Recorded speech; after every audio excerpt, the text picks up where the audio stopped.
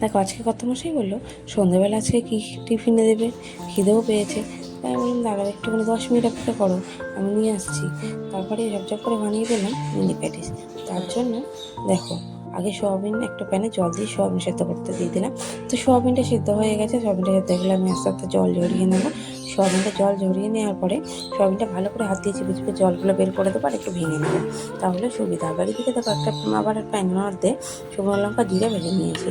এটাকে মশলাটা শিলের মধ্যে পিষে নেবো, নিয়ে তারপরে আবার আদা রসুনও পিষে নেবো শিলের মধ্যে।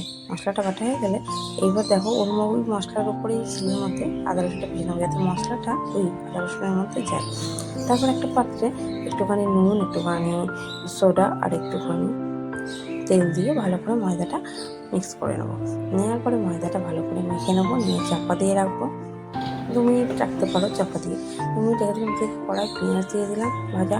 পেঁয়াজ দিয়ে বাটা মশলাটা দিয়ে টমেটো, কাঁচা লঙ্কা আর দিয়ে দিলাম তোমার এখানে ধনেপাতা দিলেও দিতে পারো, আমি বাড়িতে যা ছিল তাই দিয়ে বানিয়েছি। নুন, হলুদ, একটু সামান্য জিরে গুঁড়ো দিয়ে ভালো করে মশলাটা কষিয়ে নেবে।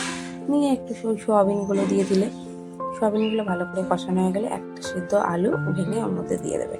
দিয়ে ভালো করে নাড়িয়ে চাড়িয়ে পুরো পুরটা বানিয়ে নিয়ে একটু টমেটো সস দিয়ে, টমেটো কেচাপটা দিয়ে একটু ভালো করে নাড়িয়ে নিয়ে ভাজা মশলাটা দিয়ে একটু নাড়িয়ে চাড়িয়ে হয়ে গেল রেডি পুর। এবারে নাও লেচি, ছোটো ছোটো করে গোল গোল করে লেচি, আটাটা লেচি করে নাও, নিয়ে লুচির মতো বেলে নাও। নিয়ে এবার পুরগুলো দিয়ে আস্তে আস্তে মুড়ে ভালো করে 2 পাশ ভালো করে মুড়ে এরকম প্যাটিসের আকারে করে নাও। নিয়ে একটা প্যানে 2টো ডিম ফাটিয়ে একটু নুন, একটু কর্নফ্লাওয়ার দিয়ে ভালো করে ব্যাটারটা বানিয়ে নাও। নিয়ে কড়াই তেল বসিয়ে দিয়ে এবার তাড়াতাড়ি ওর মধ্যে ঘুরিয়ে তেলে ছেড়ে দাও। দেখো রেডি আমাদের মিনি প্যাটিস। আস্তে আস্তে লাল লাল করে ভেজে নিয়ে তুলে নিলে রেডি।